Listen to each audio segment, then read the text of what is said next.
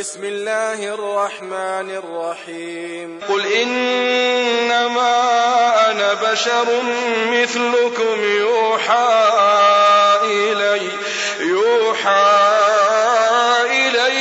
أنما إلهكم إله واحد فمن كان يرجو لقاء ربه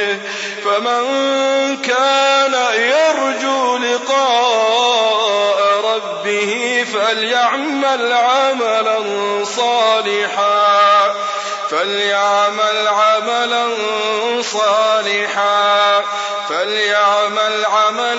صالحا ولا يشرك بعبادة ربه أحدا.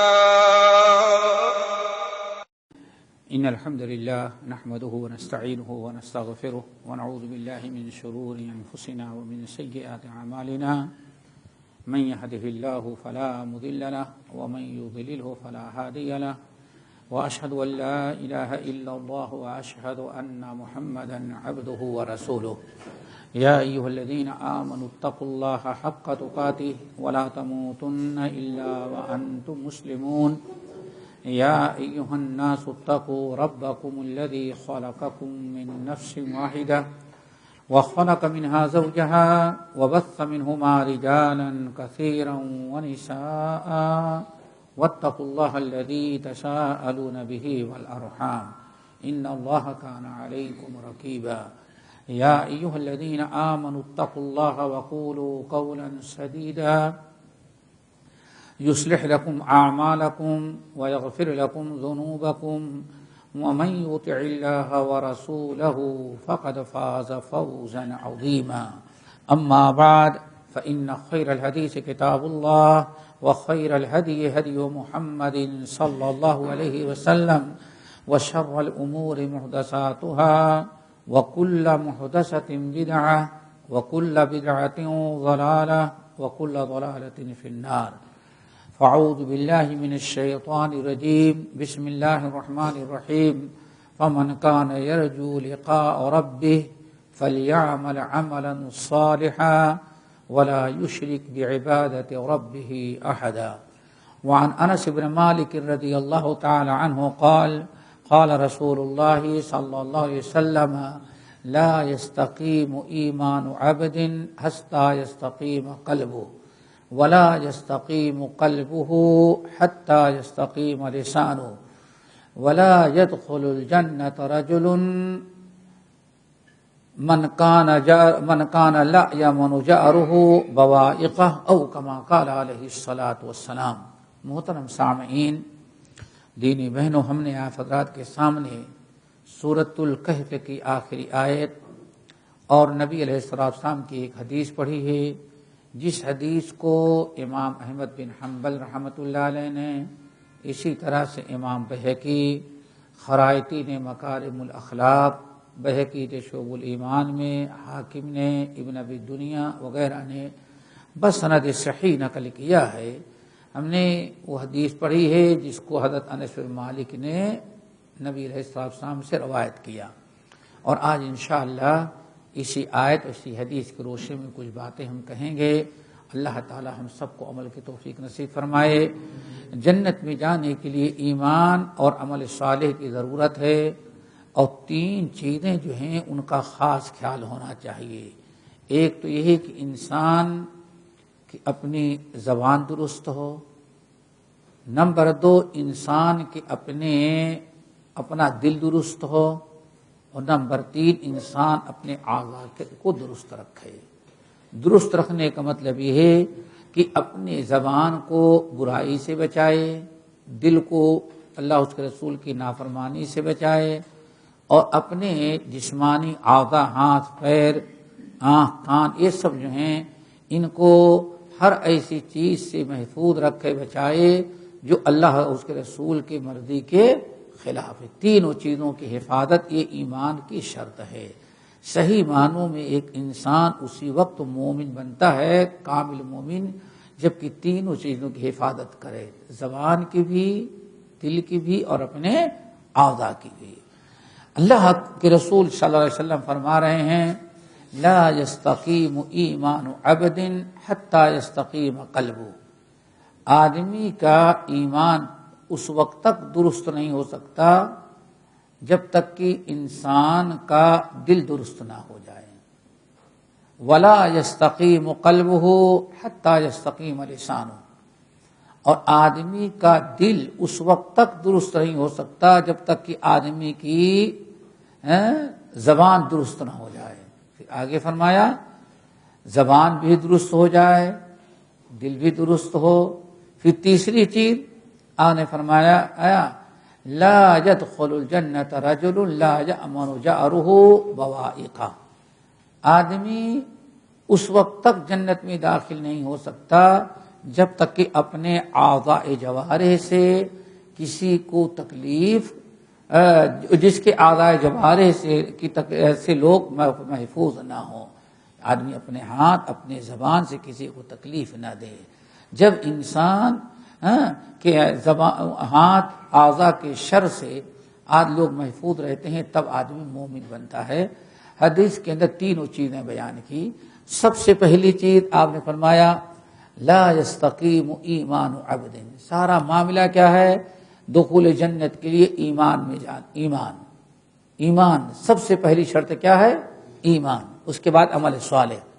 رب العالمین نے فرمایا فمن کان یرجو لقاء ربہ فلیعمل عملا صالحا ولا یشرک بعبادۃ ربہ احدا، تم میں سے جو انسان چاہتا ہے، فمن کان یرجو لقاء ربہ، جو چاہتا ہے کہ اپنے رب سے ملاقات کرے، اس کا رب اس سے راضی ہو، اس سے خوش ہو، اس کے نیک اعمال کو قبول کرے اور اس کے گناہوں کو درگزر کرے، اور پھر اللہ رب العالمین اسے جہنم سے بچا کے جنت میں داخل کرتا۔ اگر کوئی یہ چاہتا ہے تو فلیعمل عملا صالحا، اسے چاہیے کہ عمل صالح کرے، ولا یشرک بعبادۃ ربہ احدا، اور اپنے رب کی عبادت میں کسی کو شریک نہ کرے۔ یہ جنت میں جانے کے لیے شرط ہے۔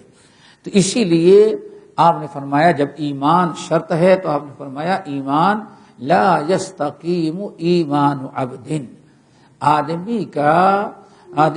اس آدمی کا ایمان اس وقت تک درست نہیں ہو سکتا حتی یستقیم قلبہ، جب تک کہ انسان کا قلب یعنی دل بھی درست نہ ہو جائے۔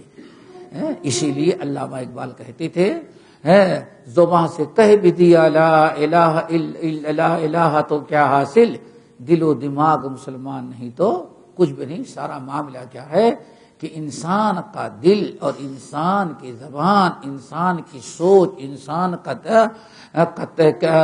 کہ اپنے خیالات اسلام مسلمان ہو جائیں۔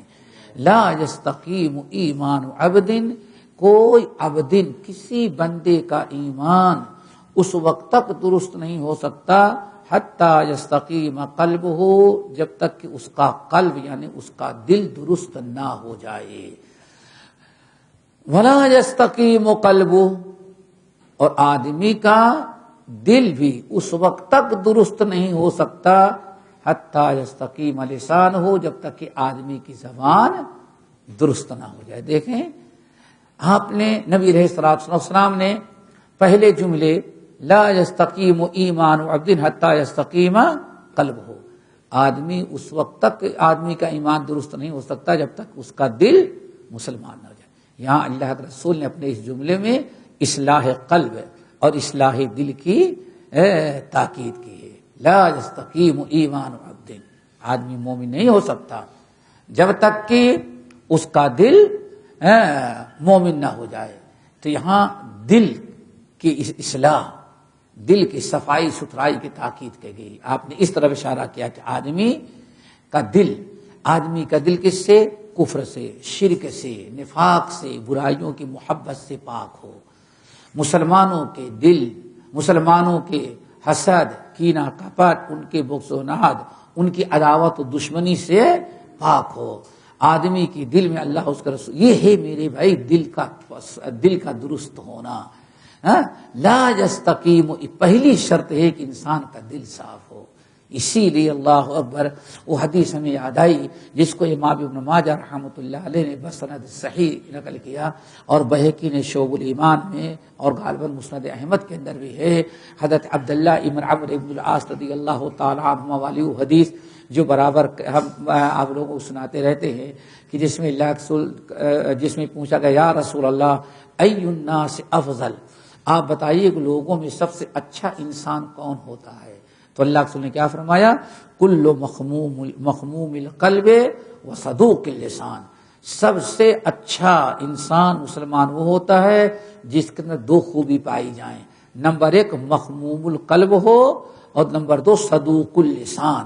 صحابہ کرام نے کہا یا رسول اللہ قد عرفنا صدوق اللسان، ہم لوگ صدوق اللسان تو جانتے ہیں، یعنی سچی زبان استعمال کرنے والا، بہت زیادہ سچائی کا اہتمام کرنے والا، لیکن فما مخموم القلب، مخموم القلب کس کو کہتے ہیں وہ ہمارے سمجھ میں نہیں آیا، کیونکہ صحابہ کرام نے پہلی مرتبہ سنا. یا رسول اللہ صدوق اللسان تو سمجھ گئے لیکن فما مخموم القلب، لیکن مخموم القلب کیا کس کو کہتے ہیں وہ بتائیں. تو اللہ کے وسلم قلب کے معنی دل اور مخموم کے آنے آتے صاف کیا ہوا، جھاڑو لگایا ہوا.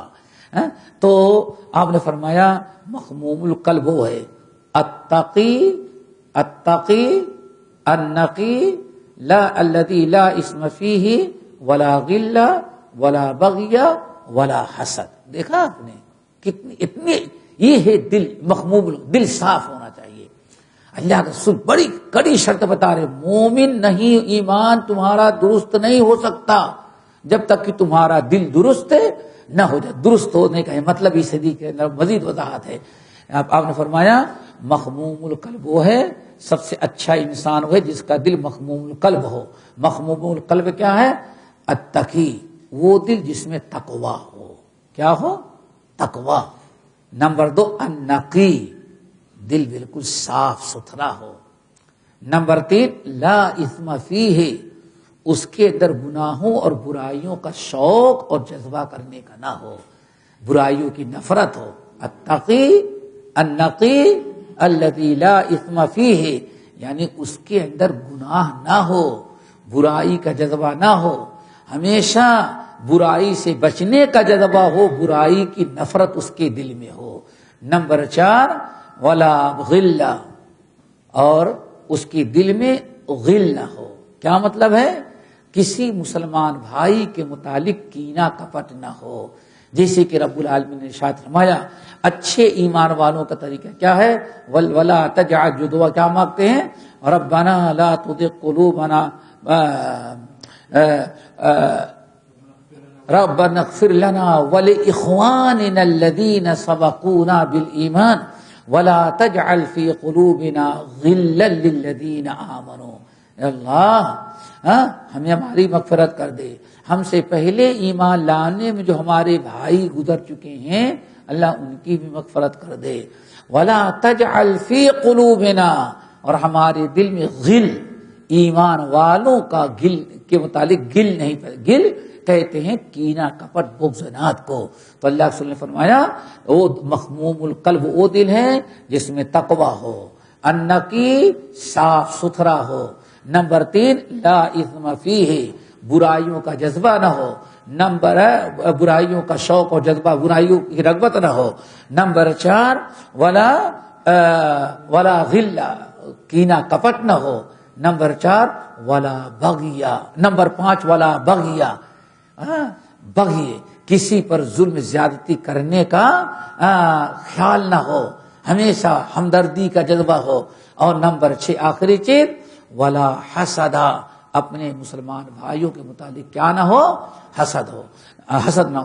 یہ تمام چیزیں اگر ہمارے دل میں ہیں تو ہم مخموم القلب ہوئے. اور یہی وہ چیز ہے جس کو اللہ تعالیٰ نے ایک جملے میں بیان فرمایا سورہ شعراء کی آیت یوم لا ينفع مال ولا بنون الا من اتى الله بقلب سلیم. قیامت کا دن تو وہی ہے کہ جس دن انسان کا نہ مال فائدہ پہنچائے گا نہ اس کی اولاد، کوئی مال اولاد نہیں، بس فائدہ کس کو پہنچے گا؟ الا من اتى اللہ بقلب سلیم، جو سلامت والا دل لے کر کے، صحیح سالم دل لے کر کے آیا ہو۔ سلامت کا کیا مطلب؟ وہی کفر سے، نفاق سے محفوظ ہو، برائیوں سے محفوظ ہو، کینہ کپٹ بغض و ناز سے وہ بچا ہوا ہو، اسی کو اللہ نے فرمایا یوم لا ينفع مال ولا بنون الا من اتى اللہ بقلب سلیم۔ تو یہ ہے میرے بھائیوں قلب سلیم۔ اللہ اکبر۔ یہ مسند احمد بن حنبل وغیرہ اور طبرانی کی ایک حدیث ہے، ہمیں یاد آئی، بڑی مختصر لیکن بڑی جامع اور معنی۔ اللہ رسول نے فرمایا کہ يدخل الجنة قوم قلوبهم افئدتهم مثل افئدة الطيور او كما قال علیہ السلام۔ لوگوں، دل لا يستقيم ایمان عبد حتى يستقيم قلب، جب تک دل درست نہ ہو جائے تب تک ایمان درست نہیں ہو سکتا۔ اور اللہ کے رسول نے ارشاد فرمایا، لوگوں میری امت کے بہت سارے لوگ، ایک قوم، میری امت کے بہت سارے لوگ یا کچھ لوگ جنت میں داخل ہوں گے، ان کے دل ہوں گے افئدتہم مثل افئدۃ الطیور، ان کے دل جو ہوں گے پرندوں کے دل کے مانند ہوں گے۔ بس جنت میں جانے والے لوگ کیسے ہوں گے؟ ان کے دل پرندوں کے دل کے مانند ہوں گے۔ کیا مطلب ہے؟ اس کی کئی معنی بتائے گئے۔ نمبر 1، اللہ اکبر، نبی علیہ السلام نے اشارہ کیا کہ ان کے دل، جنت میں وہ لوگ جائیں گے جن کے دل میں بڑے نرم ہوتے ہیں، دل میں سختی نہیں ہوتی۔ کیوں؟ سب سے زیادہ نرم دل، چھوٹے دل کے لوگ کے مخلوق کیا ہے؟ وہ چڑیا، پرندے۔ اللہ اکبر، مثل افئدۃ الطیور۔ آپ نے نرم دلی کی طرف اشارہ کیا، جیسے نبی علیہ السلام نے ایک موقع پہ تعریف کی، اہل یمن آنے والے ہیں، الینہم قلوبا واضعفہم افئدۃ۔ یمن کے لوگ جو آ رہے ہیں ایمان لانے کے لیے، اہل یمن کی بڑی 2 خوبیاں ہیں، آپ بڑی تعریف کریں ان کی۔ کیوں؟ نرم دلی اور نرم مزاجی۔ الینہم قلوبا، کیونکہ اہل یمن جو ہے بڑے نرم دل والے ہیں۔ دیکھیں اللہ نے تعریف کی نرم دلی کی، نرم دل والے ہیں۔ اور کیا ہے؟ وَأَضْعَفُهُمْ أَفْئِدَةً، اور بڑے کمزور دل والے ہیں بیچارے۔ اللہ کے رسول نرم دلی کی۔ تو آپ نے کیا بتایا؟ جنت میں میرے امت کے بہت سارے لوگ جنت میں جائیں گے۔ کیوں؟ ان کے دل جو ہے کیسے تھے؟ پرندوں کے دل میں کی طرح نرم اور نازک تھے۔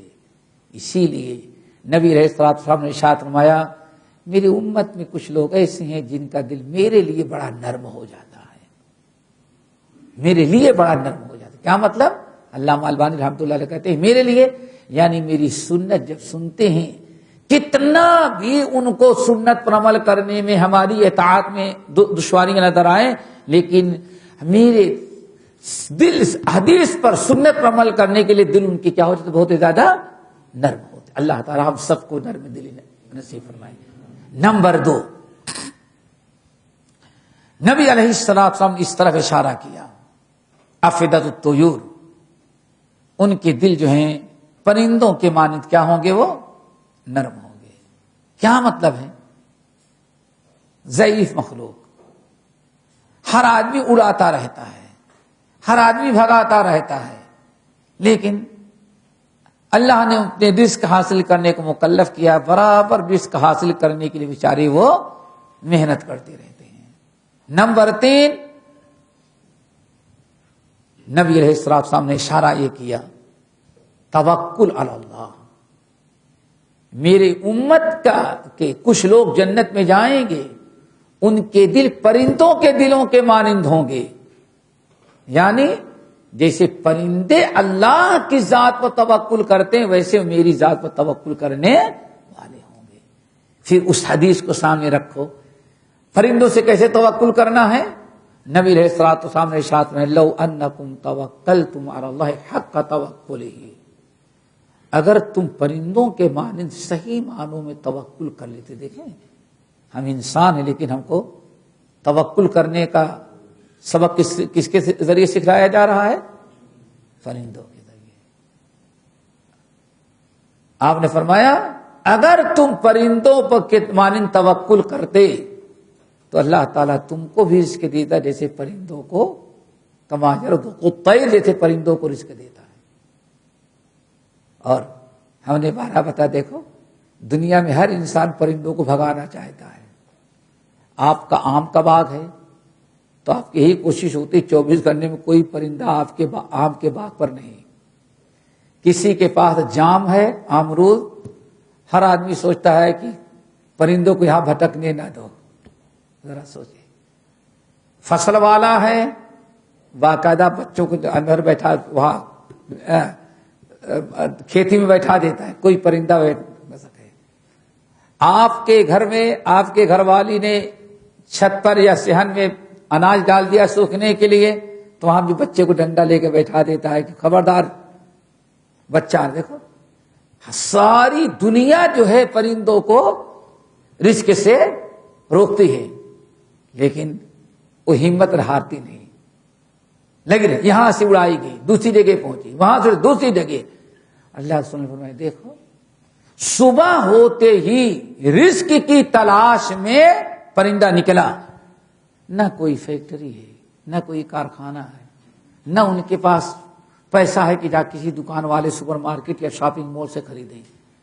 ساری دنیا ان کو بھگاتی رہتی ہے لیکن اللہ تعالیٰ کی ذات پر توکل کر کے صبح نکلے اور رزق کے لیے کوشش کرتے رہتے ہیں۔ اللہ رسول صلی اللہ علیہ وسلم ارشاد فرماتے ہیں شام کو پرندے آتے ہیں تو خود آسودہ ہو کر کے اور اپنے چونچ میں پرندہ جن بچوں کو وہ گھونسلے میں چھوڑ کے گئے ہیں ان کے لیے رزق لے کر کے لوٹتے ہیں۔ اللہ سے یہ توکل ہے۔ تو بھائی دل ہمارا کیسے ہونا چاہیے؟ دل صاف ہونا چاہیے۔ لا یستقیم ایمان عبد حتی یستقیم قلبہ۔ اس جملے میں نبی علیہ السلام نے دل کے اصلاح کرنے کی تاکید کی۔ نمبر 2 دوسرا جملہ کیا ہے؟ وَلَا يَسْتَقِيمُ قَلْبُ عَبْدٍ حَتَّى يَسْتَقِيمَ لِسَانُ اللہ اکبر۔ اور آدمی کا دل درست ہو گیا، ایمان درست ہو گیا، لیکن آدمی کا ایمان بھی کسی کام کا نہیں، گرچہ دل بڑا اچھا ہو گیا جب تک کہ زبان اس کی درست نہ ہو جائے۔ اس زبان کی اصلاح کا تاکید کی گئی۔ زبان کتنی بڑی بات اللہ رسول فرما رہے ہیں۔ دل بھی درست ہے، ایمان بھی درست ہو گیا، لیکن یہ تمہارا ایمان کب تمہیں فائدہ پہنچائے گا؟ جب تمہاری زبان درست ہو جائے۔ جیسے کہ حضرت معاذ بن جبل رضی اللہ تعالیٰ عنہ والی روایت حدیث جس میں بہت ساری چیزیں بیان کی گئیں اور تو کسی اور موقع پر اس کے لیے چاہیے۔ نبی علیہ السلام حضرت معاذ بن جبل کہتے ہیں جب سے میں ایمان لایا میرے دل میں ایک خواہش تھی کہ کبھی اللہ کا رسول بالکل تنہائی میں ملتے، کوئی اور نہ رہتا، بالکل تنہائی میں، تب میں کچھ اپنے دل کی باتیں پوچھتا۔ کہتے ہیں لیکن وقت گزرتا گیا اور نبی علیہ السلام کو تنہائی میں نہیں پایا، تنہائی ہوئی ہی نہیں، یہاں تک کہ ہجرت کے 9ویں سال جب نبی علیہ السلام کے ساتھ تبوک سے ہم واپس آ رہے تھے، جنگ تبوک سے واپس آ رہے تھے، تو ایک جگہ گرمی کا موسم تھا۔ نبی علیہ السلام نے حکم دیا کہ سب لوگ تھک بھی گئے ہو اور گرمی بھی بہت زیادہ ہے، اس لیے ایسا کرو یہیں پڑاؤ ڈال دیتے ہیں، آرام کر لو، پھر اس کے بعد آگے آرام کے بعد سفر شروع کریں گے۔ پڑاؤ سب لوگوں نے ڈال دیا، سواریوں سے اتر پڑے۔ نبی علیہ الصلوۃ والسلام کے لیے ہم لوگوں نے ایک درخت کو دیکھا، تھوڑا سا سایہ تھا، زمین ہموار کر کے آپ کو وہاں لٹا دیا۔ ہر آدمی اپنے لیٹنے کی جگہ ڈھونڈتے، کوئی پہاڑ کے دامن میں، کوئی کہیں درخت ملا، کہیں کہتے ہیں ہر آدمی اب اکیلا اکیلا بکھر گیا۔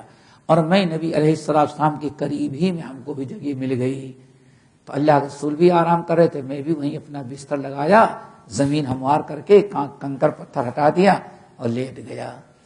لیٹا ہوا تھا تو میں نے سوچا کہ جب سے ایمان لایا تب سے موقع کے تلاش میں ہوں، موقع نہیں مل رہا ہے۔ آج بالکل ہر آدمی الگ الگ ہے، اللہ کے رسول تنہا لیتے ہیں۔ آج میں ایک چاند سے چلا گیا تو پھر شاید آئندہ نہ ملے، تھوڑی سی گستاخی تو ہوگی، آپ کی نیند خراب ہوگی، آرام میں خلل پہنچے گا، لیکن چلو کم سے کم ہمارے اپنی تمنا ہم پوری کر لیں گے۔ کہ بڑی ہمت کیے اور نبی علیہ الصلوۃ والسلام کے پاس آ کر کے میں نے سوال کیا، یا رسول اللہ دلنی علی عملی یدخلنی الجنۃ ویبعدنی عن النار۔ یا رسول اللہ آپ مجھے ایسا عمل بتائیں جو ہمیں جنت میں داخل کر دو، جہنم سے بچا دے۔ اللہ، دیکھا آپ نے، بہت بڑا سوال یہ تھا۔ اللہ اس نے فرمایا تم نے سوال تو بہت کیا، بہت بڑا ہے۔ دیکھو پھر آپ نے ارکان خمسہ بیان کی، ارکان خمسہ بیان کیا، پھر جہاد بیان کیا، پھر تہجد کی نماز، نفلی روزے، نفلی صدقات اور خیرات، ساری چیزیں بیان کر دیا۔ فرائض، واجبات، سنن اور مستحبات، ساری عبادتیں آپ نے بیان کر دی۔ ساری عبادتیں بیان کر دینے کے بعد فرمایا الا ادلک بملاک ذلک کلہ، اے معاذ یہ جنت میں لے جانے والے یہ بڑے بڑے اعمال تم نے پوچھا، میں نے بتا دیا، اور جہنم سے بچنے والا راستہ بھی بتا دیا، تو کیا میں بتاؤں کہ تمہاری ساری نیکیاں جو بھی پوچھا ہے میں نے بتایا، تم نے پوچھا میں نے بتایا، یہ ساری نیکیاں کب کام آئیں گی تمہارے؟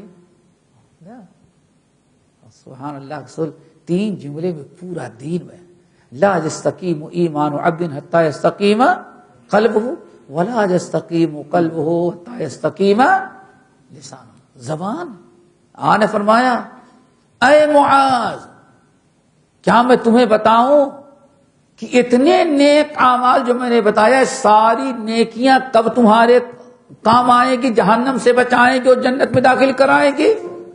میں نے کہا بھلا یا رسول اللہ، ضرور۔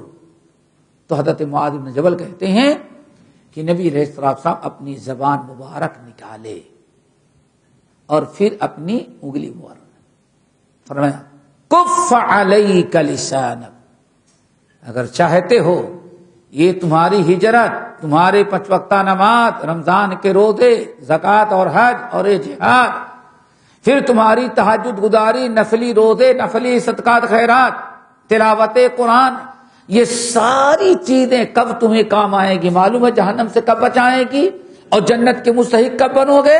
بتاؤ۔ آپ نے فرمایا اپنی زبان کی حفاظت کرے گا تب، اپنی زبان کی حفاظت کرے گا تب یہ ساری نیکیاں کام آئیں گی۔ معاذ بن جبل کہتے ہیں ہمارے تو پاؤں تلے زمین نکل گئی، گھبرا گئی، ارے زبان کا مسئلہ اتنا خطرناک، اتنا نازک۔ میں نے کہا یا رسول اللہ اِنَّا لَمُؤَاخَذُونَ بِمَا نَتَكَلَّمُ بِهِ، تو کیا ہماری زبان سے جو کچھ نکل جاتا ہے، جو کچھ ہم کہتے اس پر بھی ہماری گرفت ہوگی، ہماری پکڑ ہوگی قیامت کے دن؟ اللہ رسول نے فرمایا ثقلت کا ثواکل یا معاذ، ثقلت کا امک یا معاذ، معاذ تمہاری ماں تجھے گم کرے۔ تم نے زبان کے بارے میں کیا سمجھا ہے؟ کیا سمجھا؟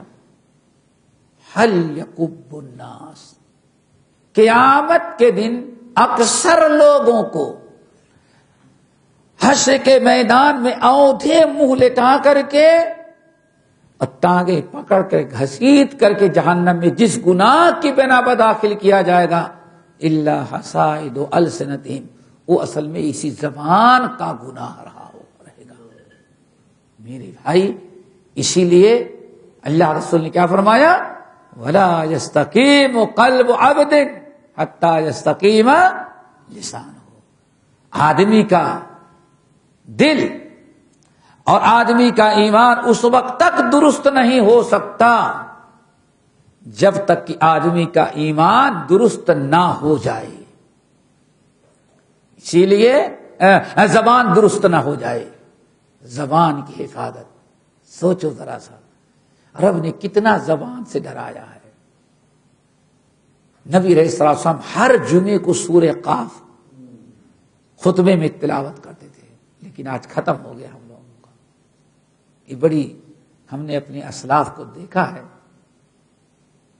بڑے بڑے اپنے علماء کو جمعے کے دن کبھی ممبر پر خطبے سورۃ قاف ترک نہیں کرتے، برابر پڑھتے رہے، اور بعض بات تو پوری سورت پر اس کے بعد اردو میں خطبہ کرتے تھے پوری سورہ قاف۔ کیوں؟ اس سنت کو زندہ کرنے والی ایک ہی جماعت تھی ہمارے بر صغیر میں۔ نبی علیہ الصلوۃ والسلام خطبے برابر پڑھتے۔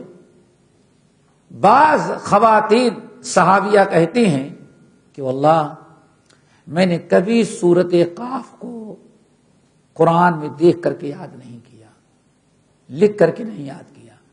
جمعہ پڑھنے کے لیے جاتی تھی، عورتوں کے حصے میں بیٹھتی تھی، اور نبی علیہ الصلوۃ والسلام جمعے کے خطبے میں سورہ قاف پڑھتے، اور میں سنتی تھی، سن کر کے مجھے سورہ قاف، ذرا سوچو، 3 رکوع،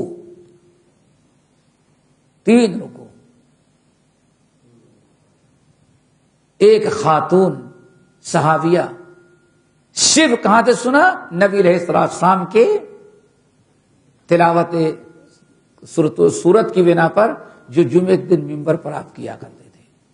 کیوں کرتے تھے؟ اللہ کا رسول اس سورت کو کیوں اختیار کیا؟ 2 موقع بڑے اہم تھے۔ ایک تو خطبہ، پورے محلے کے لوگ جمعے کے دن اکٹھا ہوتے ہیں، اور اس صورت کو دوسرے مقام پر جو اللہ رسول بڑا اہتمام کرتے تھے وہ نماز عید تھی۔ نماز عید، عیدگاہ میں جب عید کی نماز پڑھاتے ہیں تو اقتربت الساعۃ وانشق القمر اور سورہ قاف پوری صورتیں پڑھ ڈالتے تھے۔ اللہ اکبر! کیوں؟ پورا شہر عیدگاہ میں موجود ہے۔ آپ اگر غور کریں تو پوری سورہ قاف میں پیدائش سے لے کر کے جنت و جہنم کے دخول تک کے سارے حالات اللہ نے بیان کر دیا ہے۔ وَلَقَدْ خَلَقْنَا الْإِنسَانَ وَنَعْلَمُ مَا تُوَسْوِسُ بِهِ نَفْسُهُ وَنَحْنُ أَقْرَبُ إِلَيْهِ مِنْ حَبْلِ الْوَرِيدِ۔ آگے تک چلے جاؤ۔ وَقَالَ قَرِينُهُ هَذَا مَا لَدَيَّ عَتِيدٌ، اور آگے يَوْمَ نَقُولُ وَأُزْلِفَتِ الْجَنَّةُ لِلْمُتَّقِينَ غَيْرَ بَعِيدٍ يَوْمَ نَقُولُ لِجَهَنَّمَ هَلِ امْتَلَأْتِ وَتَقُولُ هَلْ مِن مَّزِيدٍ۔ اللہ، پوری صورت اسی میں کیا ہے؟ زبان کی حفاظت کی بھی تلقین کی ہے۔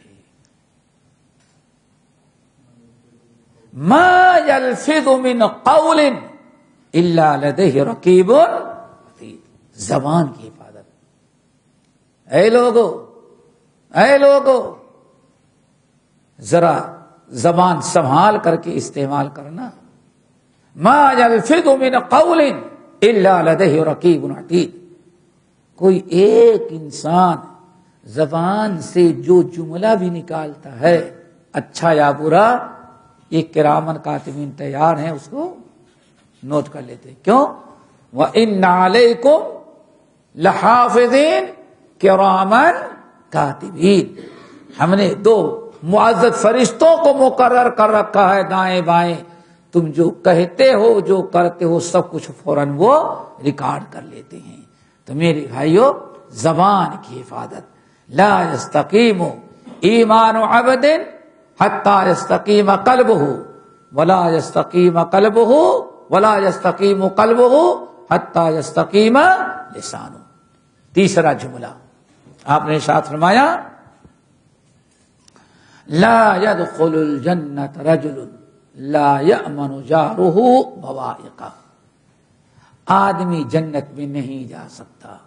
دیکھو ابھی حفاظت ہو گئی نا،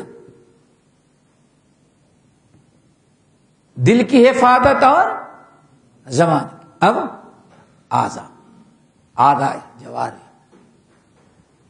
لا يدخل الجنت، تیسرا جملہ لا يدخل الجنت رجل، کوئی شخص جنت میں نہیں جا سکتا.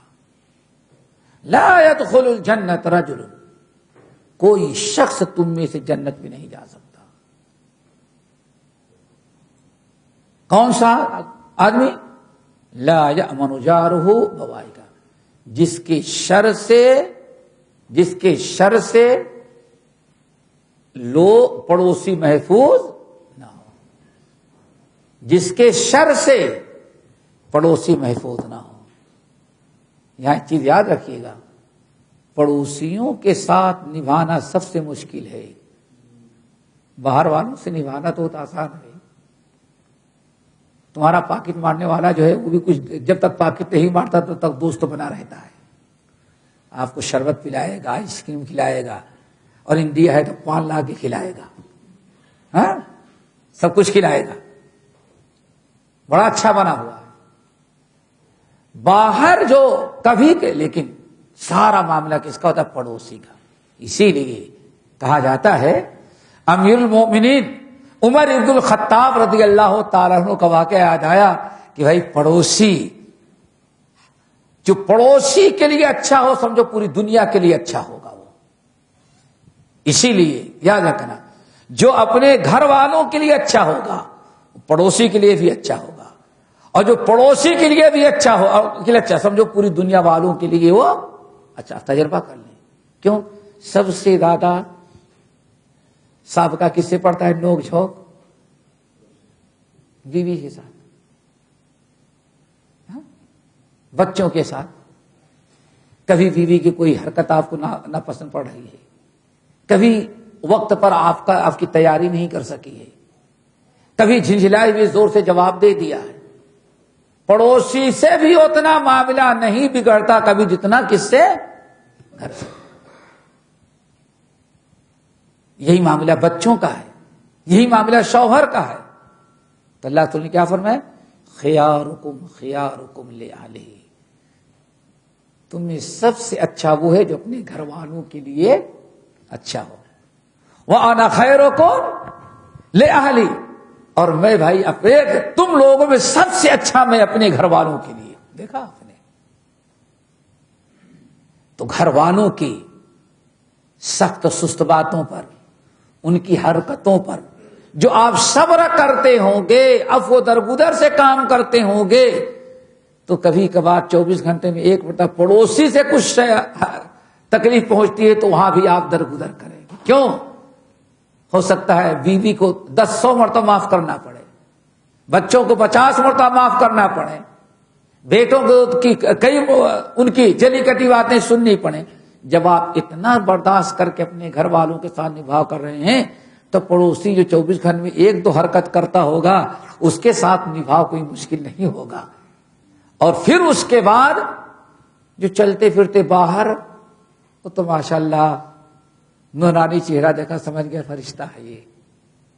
اسی لیے عمر فاروق کا قصہ یاد ہے، بتا رہا تھا کہ ایک مرتبہ کہیں سفر میں تھے، 2 آدمیوں کی لڑائی ہو گئی، کسی مسئلے پر جھگڑا ہو گیا، یہ ہمارا ہے یا اس کا ہے.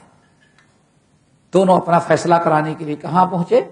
عمر فاروق کے پاس. بہت سارے لوگ اکٹھا ہو گئے. عمر فاروق نے کہا گواہی ہے، ہاں یہ گواہ ہے اور یہ گواہ ہے. اچھا ٹھیک ہے. عمر فاروق نے کہا کہ بھائی اس کو تو پہچانتے ہیں، اچھی طرح تم بھی جانتے ہو، لیکن یہ جو ہے یہ نہ میں پہچانتا ہوں تم پہچانتے ہو. نہیں ایسے. اچھا ابھی ساتھ میں تھے ہمارے. آپ نے فرمایا اچھا حل جاورت معہ، کبھی اس کا پڑوس رہنا نصیب ہوا ہے؟ پڑوسی. حل جاورت معہ، کبھی تم اس کے پڑوس میں رہے؟ کیوں؟ پڑوسی کو اچھی طرح جان. اسی لیے اللہ نے فرمایا جو پڑوسی کے لیے اچھا ہوا سمجھو اللہ کے لیے بھی اچھا ہی ہوگا. جس کے پڑوسی کہہ دیں اچھا ہے ہمارا پڑوسی، وہ اللہ کے ہاں بھی اچھا ہے. اسی لیے اللہ کے رسول اللہ فرماتے ہیں آدمی حشر کے میدان میں 4 آدمیوں کے درمیان کھڑا ہوگا. بیچ میں آدمی ہے حشر کے میں، اور 4، ایک آگے، ایک پیچھے، ایک دائیں، ایک بائیں. اللہ تعالیٰ سامنے والوں سے پوچھے گا اس کو پہچانتے ہو؟ ہاں پہچانتا ہوں. کیسے پہچانتے ہو؟ اللہ یہ میں سامنے والا پڑوسی ہوں. اچھا اس کے بارے میں کیا خیال ہے تمہارا؟ رب العالمین